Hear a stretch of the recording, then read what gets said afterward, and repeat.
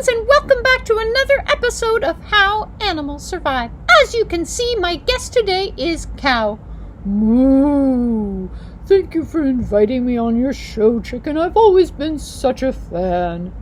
So, Cow, we would love to have you tell us a little bit about the different parts of your body that are special to you that help you to survive.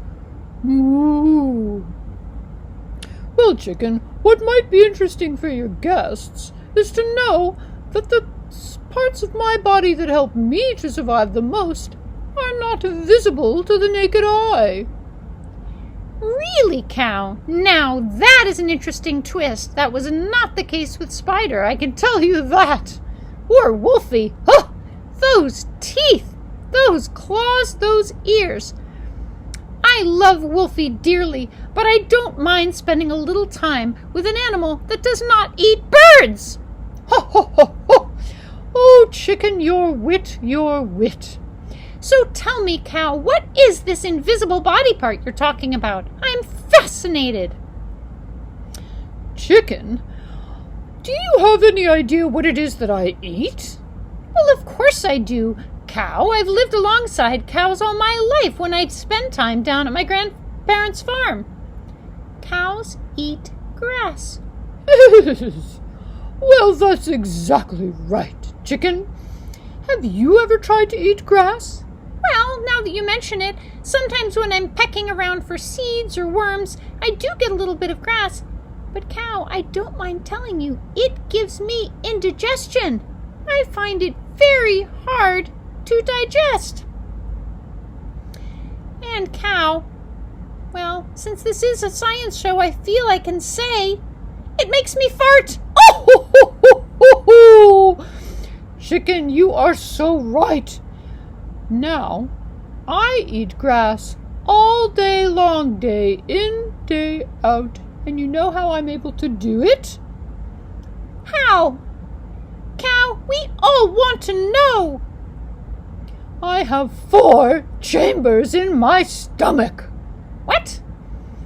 My stomach is divided into 4 chambers, which are like different rooms in my stomach. And it gives me extra time to digest the grass. So that is my primary adaptation. What? Adaptation. That's another word for special thing about my body that helps me to survive. So you're telling me you have 4 rooms in your stomach and the grass goes through all of them? And so you can eat it without getting all gassy? Yes. Well, I won't say I'm never gassy, but it's okay. Right? It works out for me. Another adaptation that I can't easily show you now, because my mouth is closed, is my teeth. I have wide grinding plates in my teeth. Now, if you happen to have access to a human, you might ask them to open their mouth wide and show you their back teeth, the ones closest to the back of their mouth. Those are called the molars.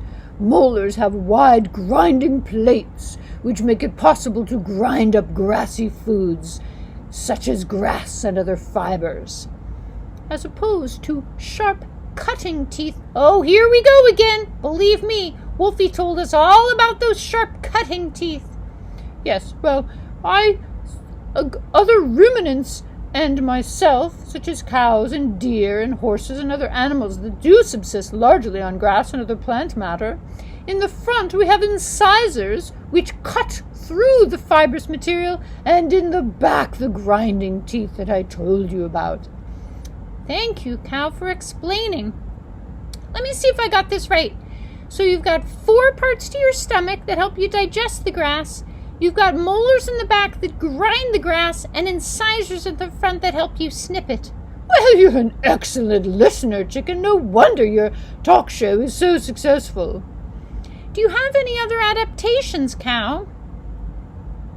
Well, you'll notice I, as you do, have my eyes on the sides of my head. For I am not a hunter like your friend Wolf.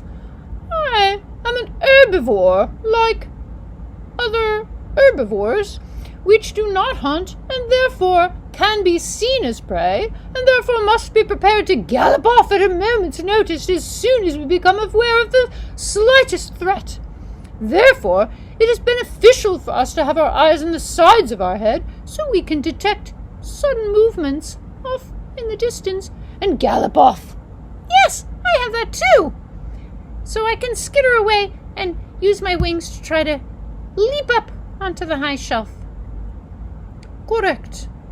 So, those are 3 of my primary adaptations, and the last one is that I have a large udder, which makes it possible for me to feed milk to my calves. Your calves? My babies. Oh, yeah. So how do you feed your babies? I produce milk, and I have an udder. Now, this is rather embarrassing, Chicken, but you know that I'm just a puppet, right? Well, sure, Cow. We're all just puppets. So, the people who made me did not provide me with an udder, and I do find it a bit embarrassing, especially when I'm asked to speak about my anatomy. What? My anatomy, the parts of my body. Well, Cow, we all understand. I mean, I'm not all that anatomically correct either. I'm just a chicken with ropes for legs. I mean, honestly, you gotta get over it and just do the best you can with what you've got. Tell me about your udder, if you did have one. Thank you for understanding, Chicken. Well, if I did have an udder, it would be rather like a bag hanging from my belly with several short hoses coming off of it, and my babies could suck on the hoses with their mouths and get my milk. How cool! So you eat grass, and you turn it into milk, and you feed it to your babies? That's exactly right, Chicken. That's exactly what I do. Now, Cow, let me ask you a question. Because our audience is largely children, and sometimes children drink milk. Is that your milk? Why, yes, Chicken. Many children do, in fact, drink cow's milk. Many adults drink cow's milk.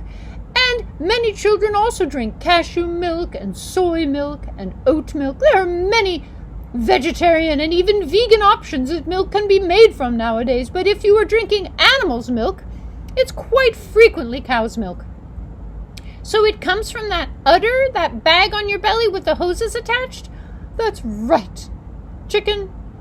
And this is a conversation that I had with Bee. Just like, how do you feel about the fact that humans use your milk?